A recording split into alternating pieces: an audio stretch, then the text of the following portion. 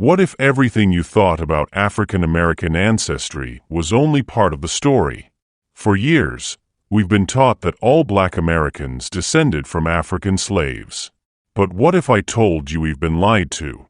The truth has been suppressed and hidden for generations. Here's a warning. This video might leave you shocked, angered, and questioning everything you've been told. So without wasting any more time, let's get into it, right now. Blacks in America before the Europeans. Long before European settlers arrived, there were many indigenous tribes in the Americas. Some tribes, like the Yasi and Shaka, had curly hair and broad facial features. These dark-skinned tribes were native to the Americas, but because of their appearance, Europeans wrongly assumed they were of African descent. Over time, this mistake led to them being grouped with African Americans, erasing their identity as dark-skinned native tribes. Explorer James Adair, in his 1775 book The History of the American Indians, noted how some tribes had skin tones similar to the Moors in Africa. Other explorers reported similar observations, but their views were often influenced by racial bias. As European colonists created rigid racial categories, these dark-skinned indigenous people were labeled as black, wiping out their unique history and identity. These dark-skinned tribes challenges the simple racial categories created by European colonists. The colonists were obsessed with skin color and couldn't easily classify these tribes. If they admitted these dark-skinned people were Native Americans, it would mess up their idea of Europeans being superior. To protect their supremacy, colonists spread the false idea that all dark-skinned people were African. They often mixed these tribes with African slaves, making it easier to enslave them and erase their native identities. By doing this, colonists supported slavery and the removal of Native Americans from their land. In the end, many dark-skinned Native Americans lost their heritage and were labeled only as African.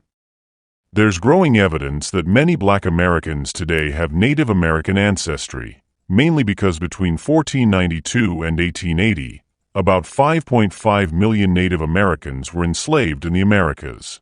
This happened alongside the transatlantic slave trade, and because dark-skinned Native Americans looked similar to Africans, they were often enslaved and sold in the same markets. Unfortunately, this confusion led to Native Americans losing their identities, cultures, and histories, as they were forced to adopt European traditions while in slavery. Does this shock you? Leave a like and keep watching, because there's even more to come. You won't believe what you'll learn next. Both African slaves and Black Aboriginal tribes shared the brutal experience of slavery, which led to stronger ties between the two communities, even encouraging intermarriage. However, it's important to note that today's African Americans aren't directly descended from Black Aboriginals. When Black Aborigines married Africans, they had children with both African and Native American ancestry. But when Black Aborigines married each other, their children still looked African, with dark skin. As a result, African Americans today may have both Native American and African ancestry, or just Native American. African Americans today have many different looks and cultures.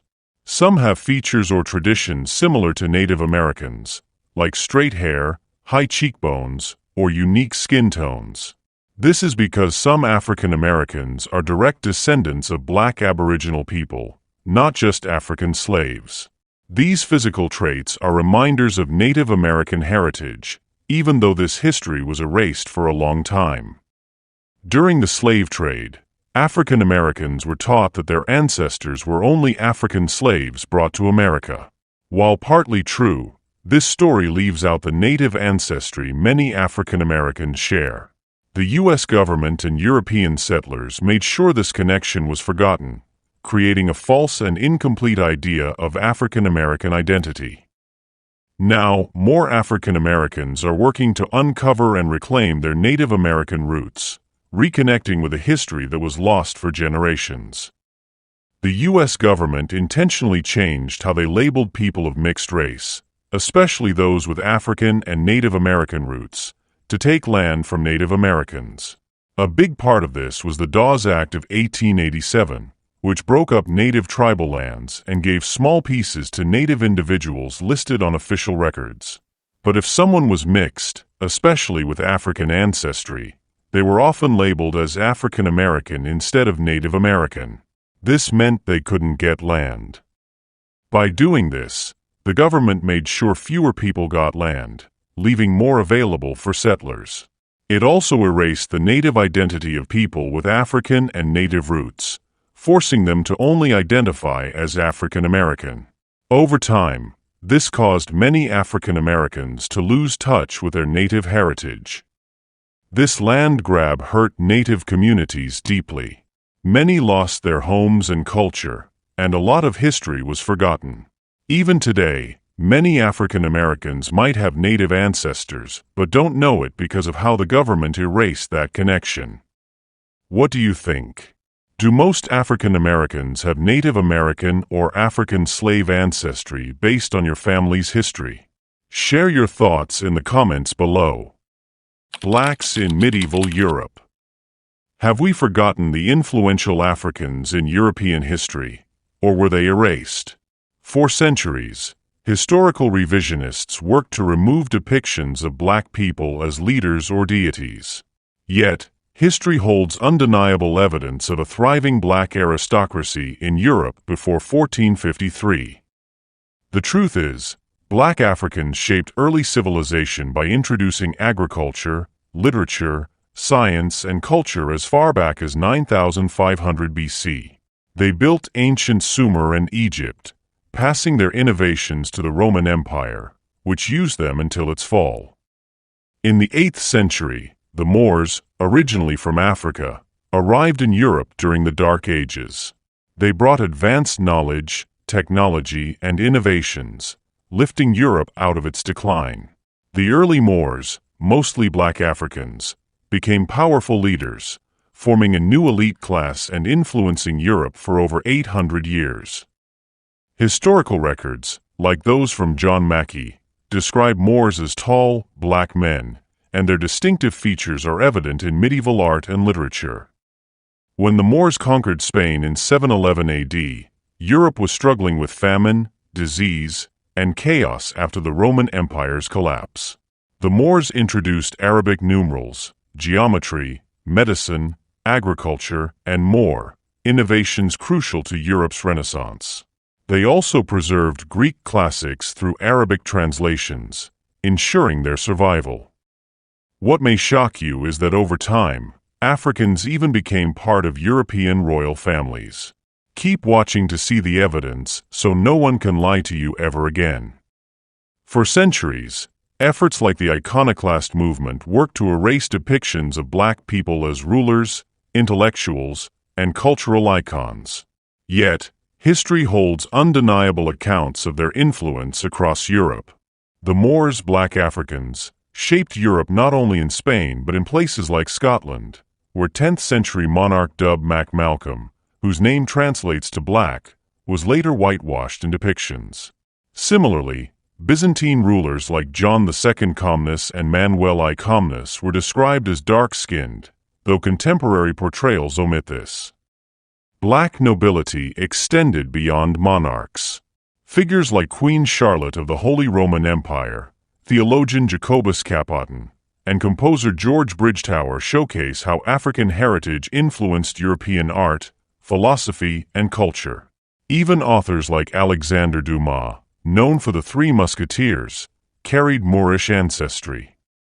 These examples reveal a history that's richer and more diverse than often taught, a legacy of black aristocracy and cultural influence spanning centuries.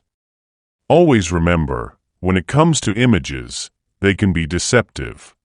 In a description of the Western Islands of Scotland, it is noted, the inhabitants of this isle are generally well-proportioned, and their complexion is for the most part black. You might wonder, where did all the black people in Europe go? A series of events caused the decline of the black population, such as the Jacobi exile, forced migration, the Reconquista, and the Inquisition. Keep watching to learn the full story. The Moors, mostly black Africans, brought Islam to Europe. After their conquest of the Iberian Peninsula, Europeans resisted, leading to the Reconquista, a conflict lasting from the 8th to the 15th century. During this time, the Inquisition aimed to eliminate Protestant converts and Jews, many of whom were black people who had left Islam for these religions. The Spanish Inquisition, starting in 1478, used cruel methods to force conformity, targeting Jews who converted to Christianity and Muslims who were baptized. In 1492, Ferdinand and Isabella expelled Jews who refused to convert, many of whom were Moors who had embraced Judaism. By the early 17th century, the Moriscos were exiled, and many black people migrated to places like Jamaica. Evidence shows that a large portion of the population in Scotland and Ireland was black before the Viking invasion in the late 8th century. Surnames like Blackman, Black, Blake, Seward, and Stewart all highlight this heritage. These African-descended people eventually became the Jacobites, who supported King James, or Jacobus. Many Jacobites were exiled to the Americas after the 1745 rebellion. Writings from that time show that many of them were sent to Antigua and other Caribbean locations, and it's clear that most were black, with names and physical descriptions pointing to their African ancestry. Notable figures like William Blake and Douglas Campbell were described as having dark skin and black curly hair. The names Dougal and Doug, which mean black in Old English, suggest many people with these names have black roots. The large black population in Europe was largely decimated by events like the Reconquista, the Inquisition, and forced exile. After their removal, depictions of their influence were erased, leading to the misconception of a purely European medieval history. Now, let's talk about King Charles. According to the memoirs of the Court of England during the reign of the Stuart, written in 1855, page 476 volume I, the complexion of the skin was dark and discolored. The back part of the scalp was entirely perfect and had a remarkably fresh appearance, nearly black. A portion of it, which has been since cleaned and dried, is of a beautiful dark brown color. This is about King Charles's deceased body. Now his son is described like this: Charles, Duke of St. Albans, is son to King Charles II by Mrs. Gwi. He is of a black complexion, very like King Charles's. Another source says, Charles Leno, Duke of Richmond, is son to King Charles II by the Duchess of Portsmouth. Well-shaped, black complexion, much like King Charles's. James Vernon, Esquire, who served as a clerk under King Charles II, is also described as a tall, thin man with a brown complexion. However, the portrait attributed to him does not accurately represent his appearance. Alessandro Dane, who ruled Florence from 1530 until his death in 1537, is another example. Dane was the first Medici to hold the hereditary title of monarch and oversaw Florence during this period. In 1453, during the Renaissance began, many artworks were altered during this time. For instance, in Spain, paintings were often overlaid with white skin tones. Historians have a duty to preserve the truth. Sadly, many have misled us with false stories. Sharing the real history of Africa's contributions will do what laws, speeches, and education systems failed to do: free us from hatred, fear, and insecurity. If this video resonates with you, leave a comment and share it with others who might find it useful. Click on the videos popping up on your screen right now to learn more about the real history of blacks.